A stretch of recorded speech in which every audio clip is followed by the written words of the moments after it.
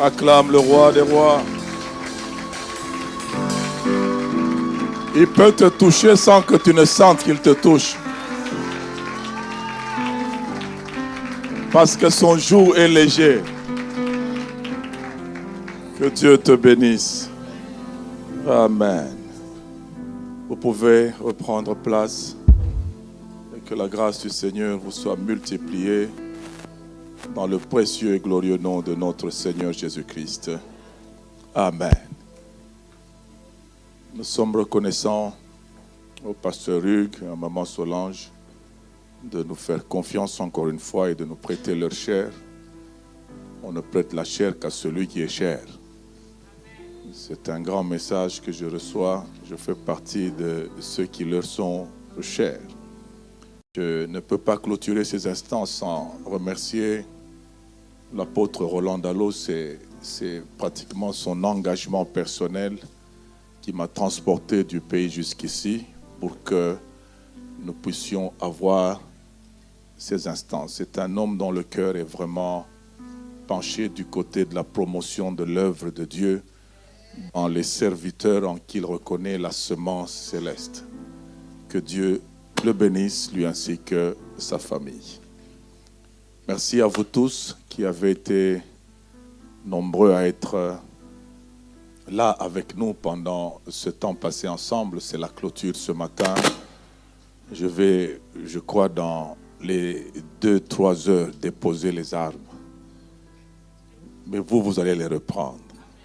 J'aime bien ce que la Bible dit, que celui qui prend les armes ne se glorifie pas comme celui qui les dépose. Moi, je vais bientôt les déposer et les conquérants doivent les prendre. Amen. Ce matin, j'ai pour thème « Va avec la force que tu as ».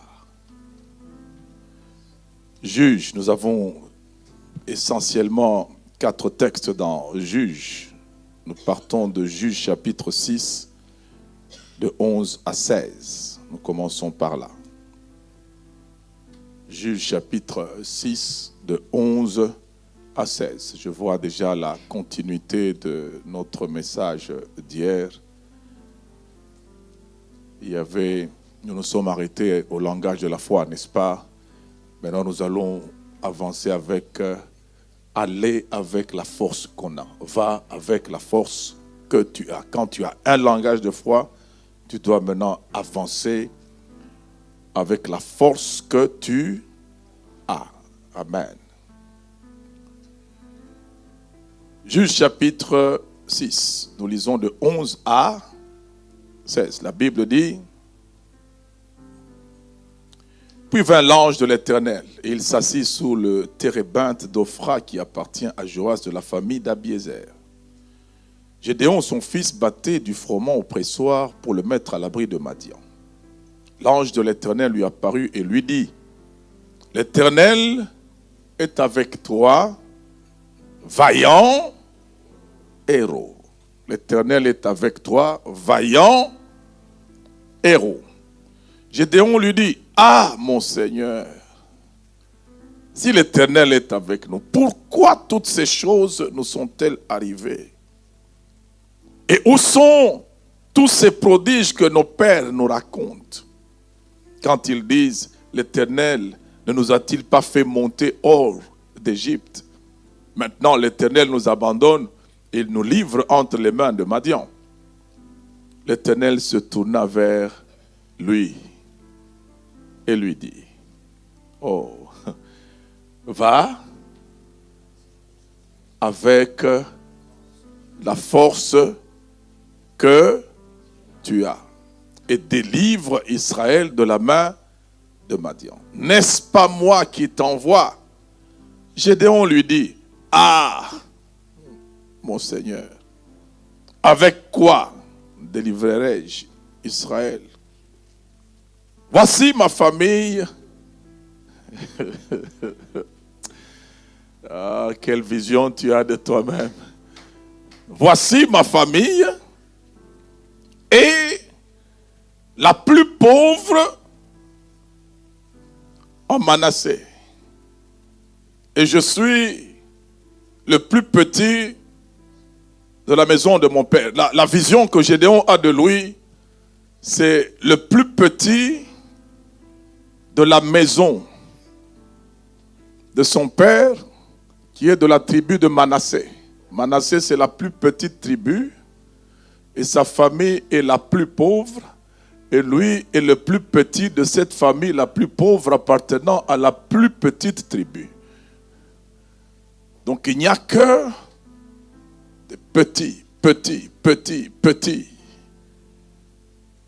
On va entrer là-dedans au cours du message. Maintenant, nous partons de là et nous allons au verset 25 jusqu'à 27. 25 jusqu'à 27. Gédéon 6, et plutôt, juste 6, 25 à 27. Dans la même nuit, l'Éternel dit à Gédéon, c'est ça qui est quand même un peu bizarre. Une famille pauvre, mais ce jeune homme a un taureau. Prends le jeune taureau de ton père et un second taureau de 7 ans. Renverse l'autel de Baal qui est à ton père. On ne renverse pas les autels quand on n'a pas de taureau. Et c'est un peu ça qui est triste, c'est que il vous faut avoir ce qu'il faut pour votre autel avant de vous attaquer aux autres autels. Et nous allons entrer un peu on va brosser dans ce message qui est vraiment en vogue. On n'est pas contre, mais il faudrait le ramener à sa vraie hauteur et à sa vraie valeur en Christ. De peur que vous ne puissiez rentrer dans l'Ancien Testament et on crée des autels à longueur de journée que vous détruisez, mais vous ne bâtissez pas votre vie sur l'autel de Dieu. Parce qu'il n'est pas question de bâtir d'autel en Christ. Christ est l'autel déjà bâti. Vous venez poser le sacrifice de votre personne. Que celui qui veut venir après moi, qu'il se charge de sa croix chaque jour et qu'il me suive. Une des grandes questions, c'est quel est le dernier autel que vous aurez détruit pour que vous bâtissiez votre avenir? Si les autels sont interminables, vous passerez votre temps à être destructeur. On continue à lire. Tu bâtiras ensuite. Il dit, Abba, renverse l'autel de Baal qui est à ton père et abat le pieu sacré qui est au-dessus. Tu bâtiras ensuite et tu disposeras sur le haut de ce rocher un autel à l'Éternel, ton Dieu. Tu prendras le second taureau et tu offriras un en holocauste avec le bois de l'idole que tu auras abattu. Gédéon prit 10 hommes parmi qui? Pauvres, mais il a des serviteurs. Le drame avec plusieurs, c'est vous minimiser ce qui est à votre disposition. On le verra. Vous n'avez pas un problème de manque de moyens. Vous avez un problème de manque de vision de vos moyens. Comment vous voyez vos moyens? On a tendance à croire que c'est les moyens colossaux qui sont à disposition de l'autre qui seraient les meilleurs pour que vous puissiez faire votre vie. Vous ne ferez pas votre vie avec les moyens d'un autre.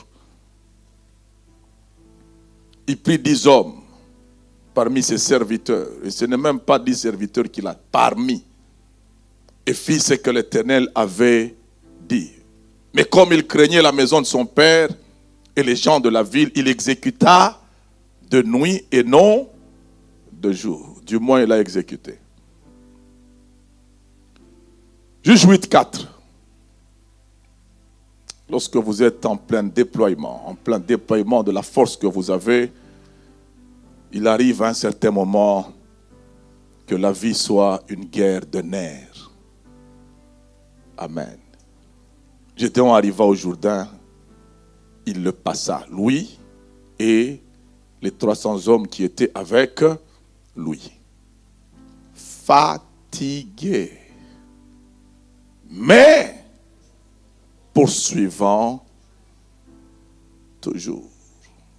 Le propre des héros, c'est de ne pas poursuivre la fatigue, mais de poursuivre leur but malgré la fatigue.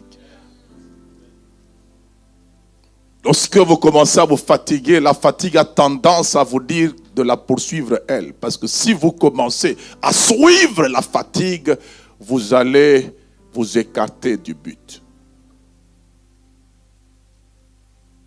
Juge chapitre 8, encore une fois, cette fois-là le verset 21. Ça fait partie aussi des éléments propres aux héros. Éviter des actions par procuration. Zébak et Tsalmona dirent à Gédéon, lève-toi toi-même et tue-nous. Gédéon voulait les tuer en demandant à un jeune homme de le faire. Combien de gens veulent aujourd'hui d'une vie chrétienne par procuration? Il n'y a pas de réussite par procuration. Une seule procuration a été signée à la croix et l'a fait de chacun de nous plus que vainqueur. Je ne le deviendrai pas à ta place. Tu l'es devenu, je suis devenu plus que vainqueur, que chacun va à démontrer ce profil de plus que vainqueur individuellement. Tu ne vivras pas de ma victoire. Et il lui dit, car tel est l'homme, telle est sa force. Je ne suis pas toi, tu n'es pas ma force. Je ne suis pas ta force. Et quand il lui dit ça, il s'est rappelé que Dieu lui a dit, va avec la force que tu n'as pas, avec la force du jeune homme. C'est ça qui est triste à un certain moment. Lorsque nous avons progressé dans la vie, nous avons tendance à nous rabattre sur les autres dans certains domaines. On le verra à la fin, c'est là qu'il y a l'erreur de David lorsque il arrive sur le trône. C'est le temps où les rois doivent aller en campagne.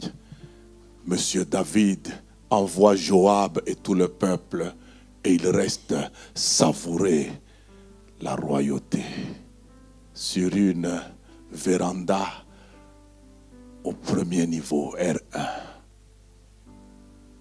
Mais le drame, c'est que il a une architecture médiocre qui donne sur la salle de bain, la douche d'un serviteur. Il y a certains péchés qui viennent de la promiscuité. Que Dieu vous bénisse. J'espère que tu ne seras pas victime de toutes ces choses. Lorsque le pasteur appelle à acheter des bâtiments, il y a des choses que nous devons éviter. La salle est parfois petite. Je peux être en train de venir, toi en train de louer, tu me donnes un coup de coude dans l'œil. Ça fera mal dans la présence de Dieu. Mais ça fait mal. C'est pour ça que Dieu est un Dieu des espaces. Il vous sort de l'Égypte pour vous donner un beau et vaste pays.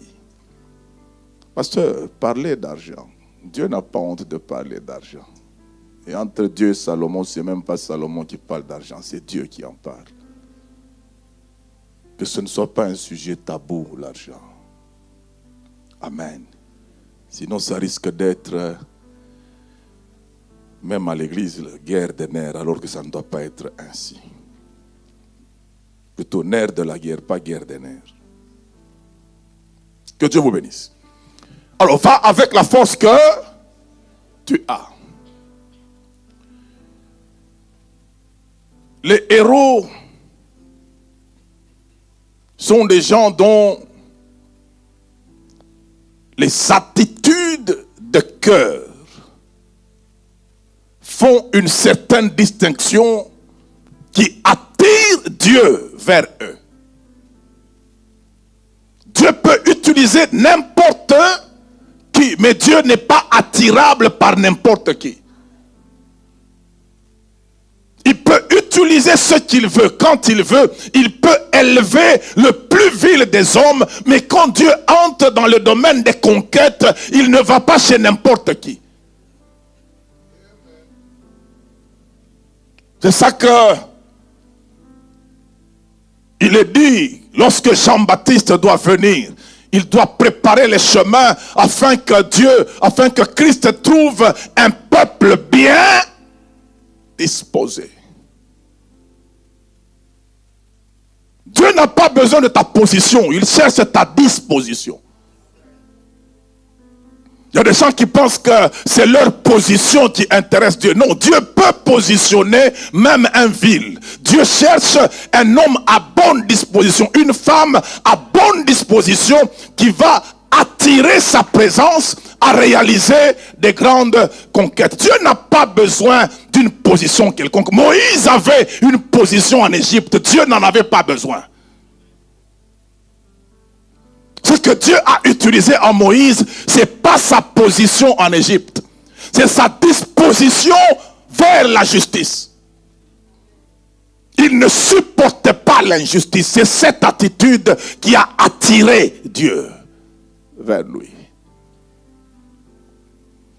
Et le drame avec notre génération, elle est tellement admiratrice des positions que lorsque Beyoncé chante Jésus, tout le monde publie Beyoncé chante Jésus. Est-ce que Jésus a besoin du chant de Beyoncé? Dieu ne navigue pas sur le profil de star d'un mondain pour se faire un nom. Il a déjà un nom au-dessus de tout nom. Entre Beyoncé et Jésus, qui a besoin de qui? Jésus n'a pas besoin de Beyoncé pour se sentir Jésus. C'est Beyoncé qui a besoin de Jésus pour être sauvé. Ça, j'aimerais bien vous le dire sur tous les musiciens qui viennent tout droit du monde. Jésus n'a pas besoin de votre notoriété pour se faire un nom. Il a besoin de votre disposition à l'adorer, pas en tant qu'ancienne star, mais en tant que fils et fille de sa maison, sauvés pour servir. Pas pour une continuité d'être l'idole que tu étais dans le monde et être une idole dans l'église. Jésus n'en a pas besoin. Il cherche pas les idoles, mais les adorateurs qui adoreront le Père en esprit et en vérité. Il faut qu'il y ait une rupture. Il n'y a pas de continuité. Il faut une rupture.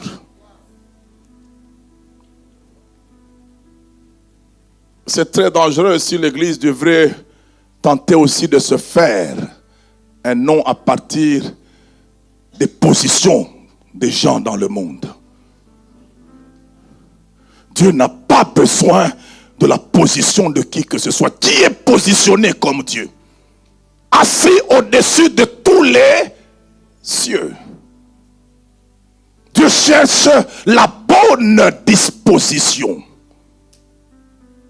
La bonne disposition, c'est elle qui attire Dieu. C'est pas pour rien que en ce temps-là, il ne va pas n'importe où. Il débarque vers un boulanger clandestin.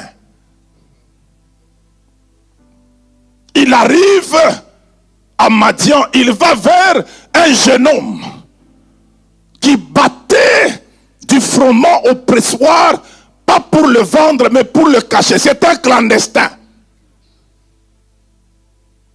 Il devait mettre ça à l'abri de Madian. Mais qu'est-ce que Dieu a vu comme disposition dans ce jeune homme-là? C'est d'abord le refus de manquer. C'est que Dieu a prévu que je ne puisse pas manquer. J'appartiens à Israël. Israël a la ville de Bethléem qui s'appelle la ville de pain. Comment est-ce que Madian peut prendre tout le pain dans le pays et nous priver même de notre identité? On est considéré par le fait qu'on doit au moins manger du pain. Alors que Madian, Amalek et les fils de l'Orient ravageaient tout le pays, Gédéon avait un système de protection, un système de sécurité qui lui permettait de garder le blé. Il y a des petites choses exceptionnelles que Dieu veut voir dans ta vie pour qu'il te distingue. La Bible ne dit pas que Dieu fera la différence entre celui... Non, il dit, vous verrez. Il y a un moment des principes neutres qui dépendent de l'attitude de quiconque va les respecter et Dieu ira du côté de celui qui respecte ce principe-là. Ce sont des choses du genre, toute plante que le Père Céleste n'a pas plantée sera déracinée. Qui va déraciner? Il n'a pas dit qui. Tu peux attendre que Dieu déracine alors que Dieu attend que c'est toi qui déracine. Il y a des moments où Dieu t'appelle, il y a des moments où Dieu n'appelle personne. Il lance un appel à quiconque. Qui enverrai-je? Alors que Esaïe est dans la vision, il voit Dieu, Dieu le voit. Et Dieu ne le dit pas, toi je t'ai choisi. Il pose la question, qui enverrai-je? Il veut voir si Esaïe a une attitude qui le met à se sentir concerné par ce qui se passe sur la terre. Les anges s'en foutent de ce qu'il y a sur la terre. Ce sont vos affaires. Eux, ils adorent Dieu. Saint, Saint, Saint. Esaïe est là.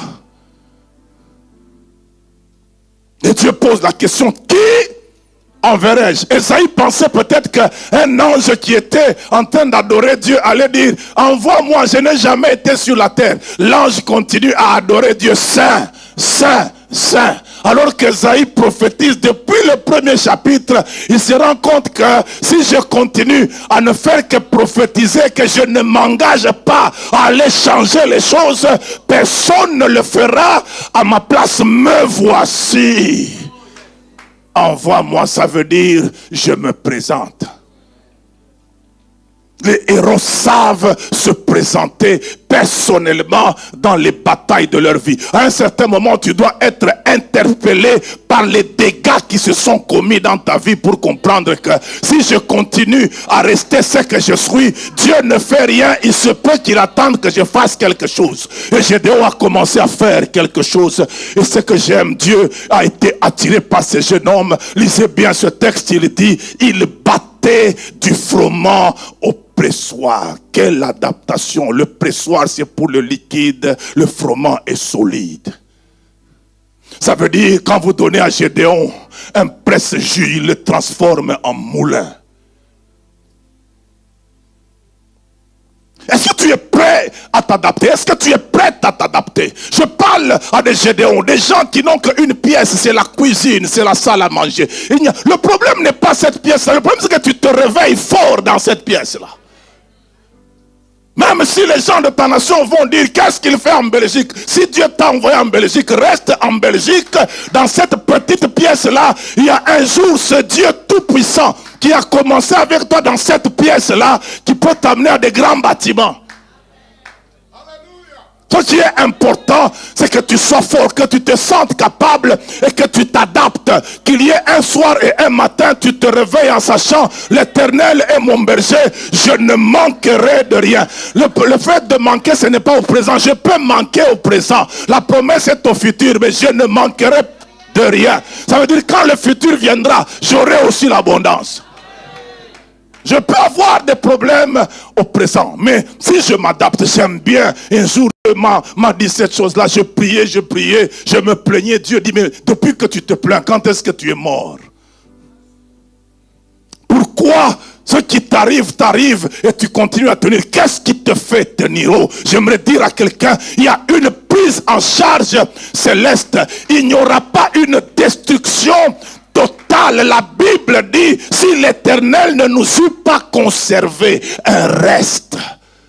nous serions comme Sodome. Dieu conserve toujours un reste. J'aimerais qu'en toi, il y ait toujours un reste d'espoir. Même tout commence à sombrer, que tu croies au moins au reste d'espoir qu'un miracle peut se faire et je peux sortir de ce trou. Il le trouve en train de battre du froment au pressoir. C'est déjà là la force que Dieu a vue au-dedans de lui. Donc Dieu ne lui a pas dit je te vois. Dieu lui a juste donné le go. Va. Les Samsons ont besoin d'onction. Gédéon n'a pas besoin d'onction. Gédéon a déjà la force en lui qui est déjà comme de l'onction. Il a juste besoin d'une autorisation. Commencez à développer la force de Dieu en vous. La Bible dit fortifiez-vous par sa force toute puissante. Lorsqu'il y aura débordement de force de Dieu en vous, le va venir. Va avec la force que tu as. Je constate que tu gardes le pain. Je constate que tu sais le fabriquer, même si les instruments appropriés ne sont pas là. Tu sais donner ce résultat-là. Est-ce que tu ne peux pas t'adapter? Surtout ici chez vous, société de surconsommation. Vous jetez même ce qu'il ne faut pas jeter. C'est triste, vous vous prenez pour Dieu. Jésus a la capacité de multiplier le pain et le poisson, mais Jésus ramasse les miettes. Quelle gestion est la vôtre ici? Il suffit qu'il y ait un petit bobo quelque part, vous balancez tout. Ok. Sachez que lorsque vous faites ça, les jours durs viennent devant vous.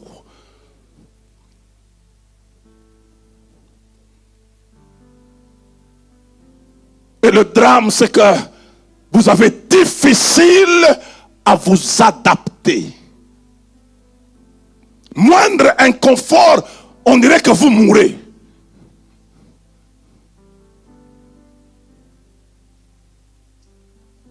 C'est triste. S'il vous plaît, ne tombez pas dans ce piège-là. Vous devez savoir qui vous êtes, où vous êtes et quels sont vos défis. Lorsque vous êtes dans un désert, même un pain sec qui a fait 3 jours, il peut être multiplié. Et Jésus va te dire, ramasse les miettes. Dieu n'est pas pour le gaspillage, parce que celui qui gaspille, il s'autopille. Le gaspillage, c'est son propre pillage. Tu te pilles toi-même quand tu gaspilles. Et Dieu veut voir si, en plein désert, ils sont capables de s'adapter. C'est lui le pain de vie, Jésus. Hein? Mais il ne multiplie pas un pain de boulangerie, un pain frais. Non, il multiplie un pain sec de 3 jours. Et puis un pain pris chez un petit enfant. Et là que vous devez comprendre que Dieu fait grand avec petit pour qu'il soit révélé comme grand Dieu. Si Dieu fait grand avec grand, on ne verra pas le grand Dieu, on verra que grand a fait grand. Mais quand Dieu fera grand à partir de petit, on dira petit ne peut pas faire grand. Il y a un grand Dieu derrière qui a utilisé petit pour réaliser grand. Il voulait voir ces apôtres qui, habitués à cette histoire-là de quand il fait en public, il fait pour nous en privé. Ils ont fini d'assurer la distribution. Et Jésus les regarde. Il pensait peut-être qu'il va leur dire, on va à côté. Je vais faire pour vous. Il dit, ramassez les miettes. Afin que rien ne se perde. La première force du héros, c'est sa capacité à s'adapter aux conditions difficiles dans lesquelles il se trouve. Et c'est à partir de là qu'il peut les changer.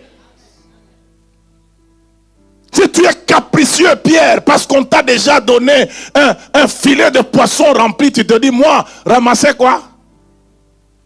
Les pains comme manger des enfants et ils ont mangé en désordre, ils ont laissé. Il faut savoir où tu es. Si tu es dans un désert, tu n'as pas besoin de la forme de pain, tu as besoin de remplir le ventre. Vous cherchez toujours des formes glorieuses des choses alors que le besoin ce n'est pas les yeux qui vont le satisfaire, c'est le corps. Ici vous êtes piégé par les yeux, vous avez le syndrome de Ève. Quand une chose n'est pas bien présentée, allez, vous la regardez mal. Vous allez manger même l'interdit bien présenté. Le héros se contente de ce qui est là. Il sait que je dois sortir de ce trou. Quelle que soit la forme de mon pain, au moins une journée doit passer et je poursuis ma vision. Même s'il faut que je remette le même costume 4 saisons, il n'y a pas de problème. C'est que je sois habillé et puis que l'année passe, je ne passe pas les années allant vers l'aventure. Je vais vers la gloire de ce Dieu qui m'a fixé rendez-vous dans le futur. Je connais les projets que j'ai formés sur 3. Projets de paix et non de malheur afin de te donner quoi? Un avenir. Je suis en quête d'avenir. Je ne suis pas en compétition sur qui a quoi au présent. Ils sont ramassés. Ça fait combien de paniers? 12. Ils étaient à combien? À 12, les disciples qui ont assuré la logistique. Ça veut dire quoi? Chacun un panier. Par quel acte? Ramassé. Voyez que ceux qui ont été servis sur le plateau ont eu moins, mais ceux qui ont ramassé ont eu plus. Ne néglige pas certaines choses que les gens négligent. S'il faut faire ce que les autres négligent pour que tu avances, fais-le. Je n'aime pas cette histoire-là. Oh non, il est allé en Europe, il travaille au restaurant. Les Blancs travaillent au restaurant ici, non? Travaille. C'est ça ton travail aussi. C'est le premier travail. Fais-le. Ceux du pays le font aussi. On est dans les hôtels et restaurants ici. Même les Blancs et les Blanches, ils font ce boulot-là. Que personne ne t'insulte. Adapte-toi. Fais-le sans honte, sans vergogne. Fais-le. La Bible dit tout ce que vous avez à faire, faites-le comme pour le Seigneur. Même si tu travailles à l'hôtel, tu dis, je travaille pour le Seigneur. Paul n'a jamais dit qu'il était prisonnier des Romains. Il déclare, moi Paul, prisonnier de Jésus-Christ, alors que c'est les Romains qui l'ont appelé. Apprends à regarder Christ comme étant celui qui t'a appelé. N'aie honte de personne. Adapte-toi. Là, je parle en lingala. Azo kemba na poto. Mais le jour où Oyo Azo kemba na poto atindi mbongo uzui. Écoutez, ça je vous dis la vérité, hein, permettez-moi de vous le dire. Ça je parle quand même aux gens de mon pays. Les gens qui sont en Europe souffrent beaucoup pour avoir de l'argent. Il ne faut pas jouer avec leur argent, ce n'est pas bien. Vous souffrez beaucoup, Pharaon vous chicote jour et nuit, vous allez au culte pour quelques heures seulement. Vous savez, pasteur, c'est pour ça que je comprends que certaines brebis sont vraiment en l'air ici. Elles essaient de combler le manque de chercher Dieu personnellement par des événements qu'on vient organiser ici. Quand il y a un événement, il va essayer de se consoler à aller dedans seulement que Dieu le voie dans l'événement. Pourquoi Pharaon l'a tenu de 6h à 22h? Et parfois, quand ces gens-là envoient de l'argent, et c'est tout ce qu'ils m'envoient, ils osent m'envoyer. Ah! Je n'ai pas vu un arbre à argent en Belgique ici. Je l'ai cherché. Je n'ai pas vu quand. C'est le matin. Tout le monde est au boulot. Je reste seul dans la chambre d'hôtel. Mais quand tu es au Congo, quand tu es dans la chambre d'hôtel, Docteur Nazoya, Docteur...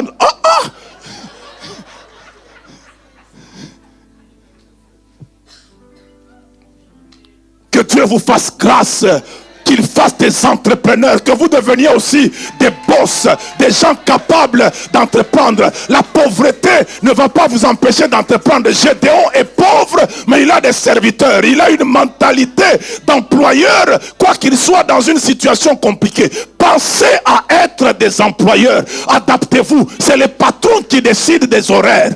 Essayez à être aussi des patrons et décider de vos horaires. Dès qu'il est l'heure d'aller prier, je ferme l'entreprise. Je vais au culte. que ça, Gédéon.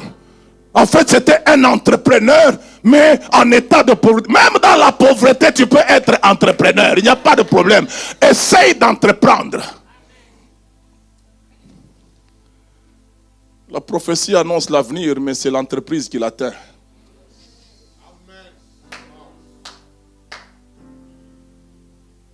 Et la paresse l'éteint.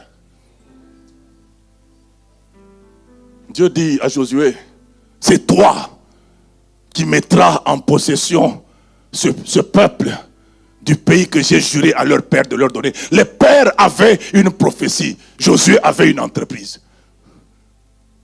C'est l'homme qui a l'entreprise qui a atteint la prophétie. Il dit, fortifie-toi, aie bon courage, agis et je serai avec toi dans tout ce que tu entreprendras. Ça veut dire, la promesse que j'ai faite, elle s'accomplira à partir de ton entreprise.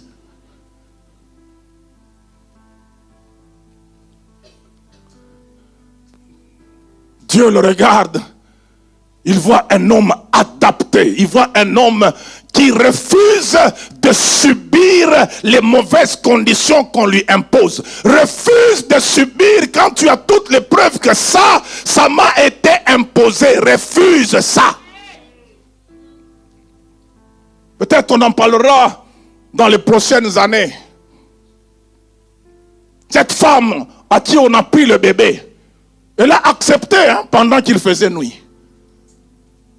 Et quand elle rapporte à Salomon, elle dit même, quand je me suis réveillé pour allaiter mon enfant, voici cet enfant était mort. Donc elle a accepté que c'est son enfant qui était mort. Mais la Bible dit, au lever du soleil, lorsque j'ai examiné, apprends à examiner ta vie pour regarder, est-ce que cette chose qui est là est censée être là, ou bien quelqu'un a pu me l'introduire pendant que je dormais. Réveille le héros qui est en toi. Et c'était à la lumière du soleil qu'elle a vu ça. Nous avons un soleil de justice qui s'appelle Jésus. Regarde un peu à Jésus pour te dire, est-ce que ce que je vis ici en Belgique, c'est ce que toi tu as prévu pour moi? Si ce n'est pas ça, lève-toi, va introduire ta requête de reconquérir ce que tu dois vivre. On lui pose la question. Et plutôt c'est Dieu qui lui dit. Il l'appelle d'abord vaillant héros. Ce que j'aime avec Dieu, Dieu n'est pas comme l'université, l'ULB, qui attend que tu finisses la médecine pour t'appeler médecin. Dieu t'appelle médecin pendant que tu es à la boulangerie. Le gars n'a jamais fait de guerre, mais on l'appelle vaillant héros. Pourquoi? Parce qu'il sait transformer les choses. Celui qui transforme les choses va transformer les vies. Nos vies changent avec qui? Ceux qui transforment les choses, non? Nous nous sentons fiers dans nos costards et nos chaussures. En fait, ça c'est une vache, non?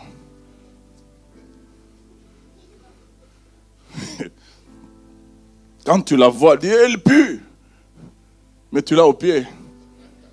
Parce qu'il y a quelqu'un qui l'a transformé. Il a transformé ta vie et ta vision de vie parce qu'il a transformé une chose. Et quand Dieu voit Gédéon, transformateur des choses, il dit, il peut transformer des vies. Ne quitte pas cette terre sans avoir transformé quelque chose. Va avec la force que tu as, vaillant héros. Chez lui, on l'appelle Gédéon. Dans le quartier Jéroubal, mais le ciel l'appelle vaillant héros. Tu as besoin d'être connecté au ciel. C'est ton appellation céleste qui fera ta destinée. Même si les gens connaissent tes dégâts et tes insuffisances, mais prends le nom que le ciel t'a donné. Tu es vaillant, même si les résultats n'ont pas encore commencé. J'aime bien ce Dieu-là qui vient vers les faibles, qui sait qu'un prophète est appelé à parler, mais le premier prophète qu'il établit est un bègue. Monsieur Moïse. Et quand il l'appelle, lui-même dit, j'ai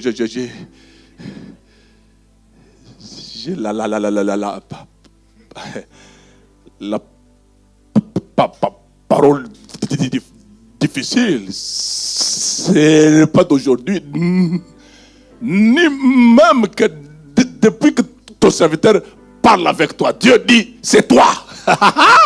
J'aime bien ce Dieu-là qui peut te laisser bégayer, mais tes paroles ne vont pas bégayer. L'accomplissement de la parole de Moïse, ça ne bégaye pas. Moïse peut parler en bégayant, mais ce qu'il dit va s'accomplir sans bégayer. La vie, ce n'est pas le bégayement, c'est le résultat. Attache-toi au résultat, même si tu as tâtonné, mais le résultat sera là. Vaillant héros. Question. Si l'Éternel est avec nous, pourquoi une vie sans questionnement, c'est la plus médiocre des vies? Et les types de questions définissent des types de personnes. Toute la force de Jésus à 12 ans, il n'a pas une Xbox. Il n'a pas de Nintendo. Il n'a pas la PS5.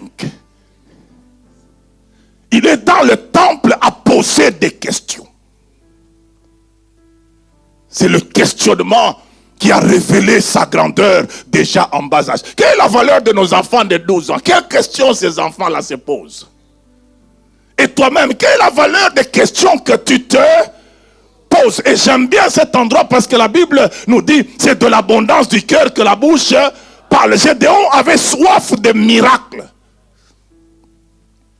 C'est pour ça que Dieu est allé vers celui qui a soif de voir le déploiement du surnaturel. J'aime bien le psaume qui déclare les œuvres de l'Éternel sont grandes et elles sont recherchées par ceux qui les aiment. Aime les œuvres de Dieu. Aime ces grandes choses-là que Dieu peut faire. Dans la même nuit, allons vite parce qu'il me reste 5 minutes. La suite, c'est au deuxième culte. Heureux ceux qui suivent.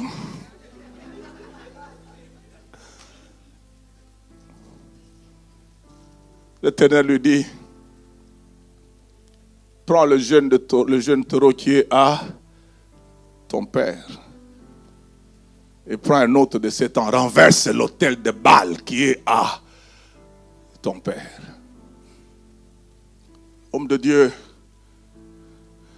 tout le regret que moi j'ai du type d'évangile qu'on veut aujourd'hui présenter aux gens, c'est que le croyant est présenté comme un homme, une femme sous menace d'être rattrapé par le passé et il doit s'arrêter pour se battre tout le temps contre ces menaces-là.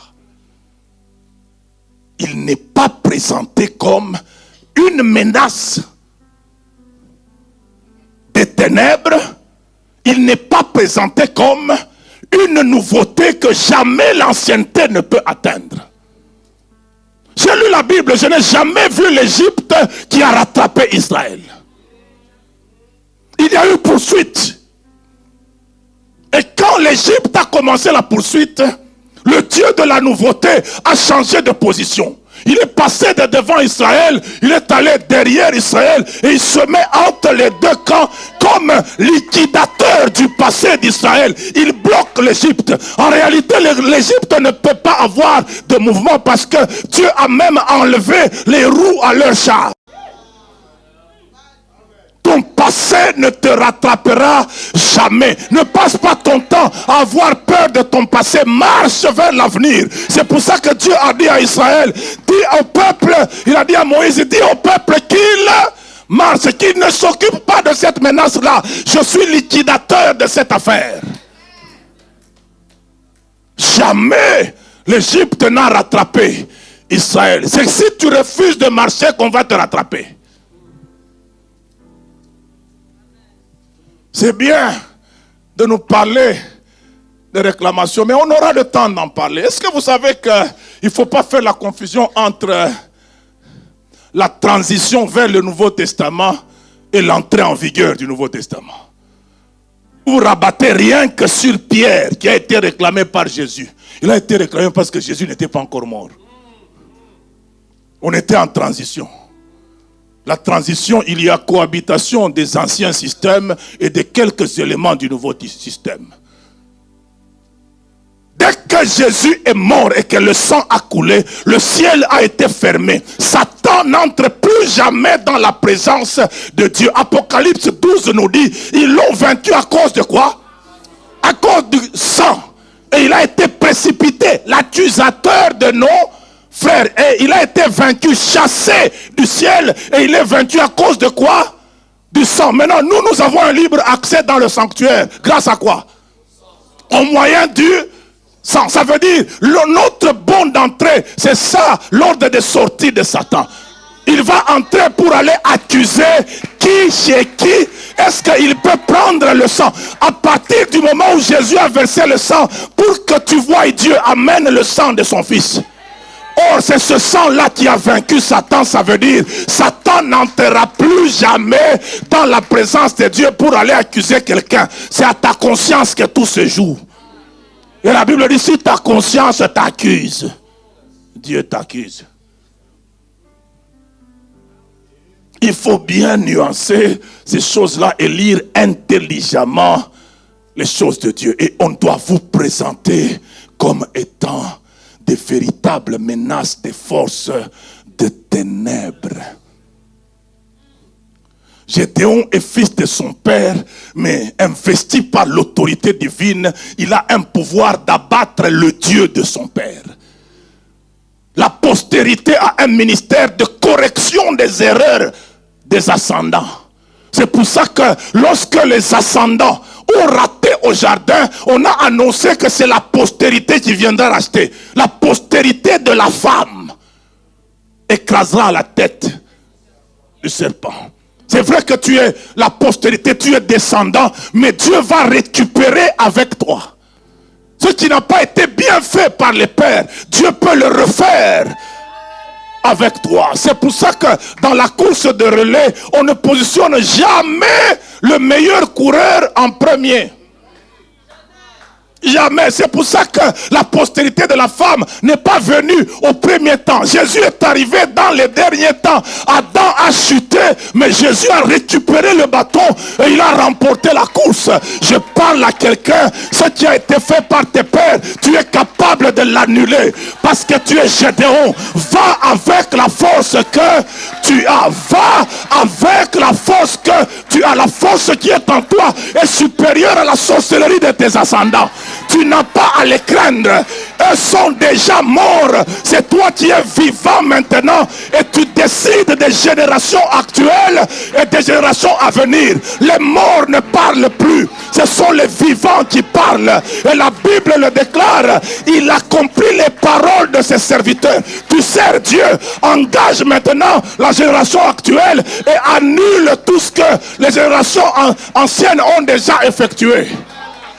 Et j'aime bien dans l'Apocalypse 8, il y a un autel que Dieu a dressé pour nous. Je ne te refuse pas de faire les autels, mais entre ce que toi tu fais pour Dieu et ce que Dieu a déjà fait pour toi, qu'est-ce qui est solide?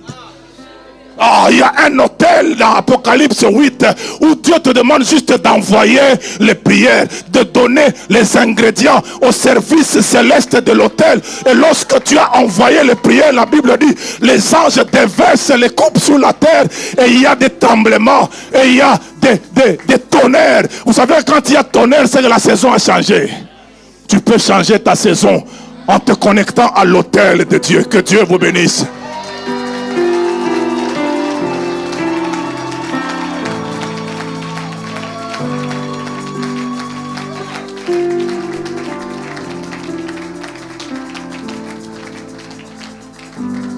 Avec la force que, même si tu te sens fatigué, la Bible dit fatigué, mais même si tu te sens fatigué parce que les choses que tu essaies de changer semblent ne pas changer, j'aimerais te dire que les circonstances sont comme les blocs de pierre. La pierre, elle est têtue, mais ne change pas de place de la casser.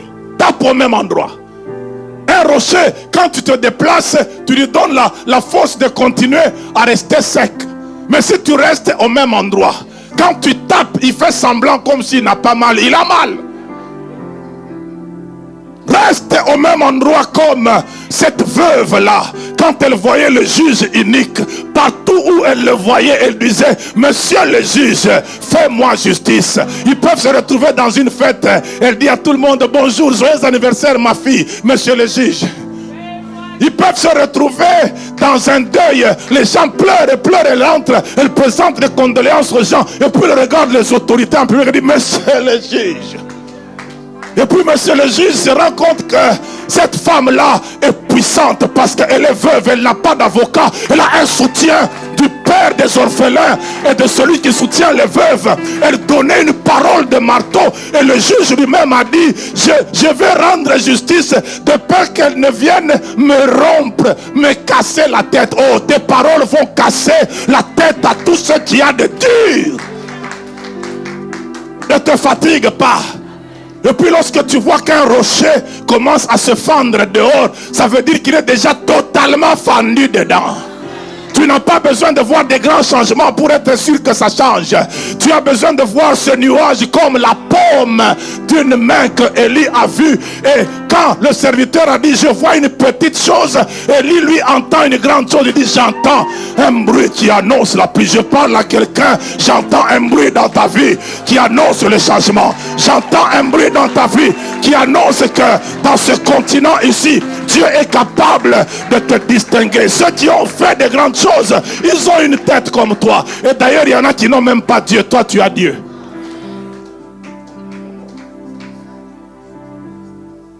Fais-le toi-même maintenant. Tel est l'homme. Telle est sa force. Commence toi-même à faire ce que tu as à faire dans ta vie. Je te laisse libre de le faire. Prie dans le nom du Seigneur. Prie dans le nom du Seigneur. Et je donne le micro à l'homme de Dieu. Alléluia. Élevons nos voix s'il vous plaît. Prions, prions. Déclare sur ta vie. Parle. Parle, parle. S'il te plaît, bien-aimé. Élève ta voix et tu es en train de prier. Déclare, déclare, déclare. Ne te limite pas simplement. Bien-aimé, on peut encore faire plus. On peut faire plus. Révolutionne. Tu es un conquérant. Tu es un conquérant. Tu as une entreprise qui doit amener une transformation. Gédéon était en train de transformer des choses qui étaient impossibles. Dieu a vu ce potentiel. Je prie dans le nom de Jésus. Commence à déclarer. Commence. Let's go, let's go, let's go. Shenda reke mama derebo sara. Reke mama da forabo sara. Ah, je n'ai pas peur, la pluie du Saint-Esprit. Alléluia. Alléluia. Que ça descende sur toi maintenant. Que ça descende sur moi maintenant. Ah, je n'ai pas peur. La pluie de guérison est là. Yes. La pluie de guérison est là. Je n'ai pas peur. Chantez-le. Je n'ai pas peur. La pluie de guérison. La pluie de guérison est là. La pluie de guérison est là. Alléluia. Je n'ai pas peur. Que ça te mouille. Je n'ai pas peur. La pluie de guérison. Montez le Saint-Esprit s'il vous plaît, ma soeur. La pluie de guérison est là. Augmentez le Saint-Esprit. Je n'ai pas peur. Je n'ai pas peur. La pluie de guérison. La pluie de guérison est là. La pluie de guérison est là. Jésus. Je n'ai pas peur. La pluie de guérison me touche. Je n'ai pas peur. La pluie de guérison me touche. La pluie de guérison me touche. La pluie de guérison me touche. Je n'ai pas peur. Je n'ai pas peur. La pluie de guérison. La pluie de guérison me touche. La pluie de guérison. Tenons-nous debout, nous allons clôturer ce culte. Je n'ai pas peur. Ouvre les écluses. Ouvre les écluses. Ouvre. Ouvre les écluses des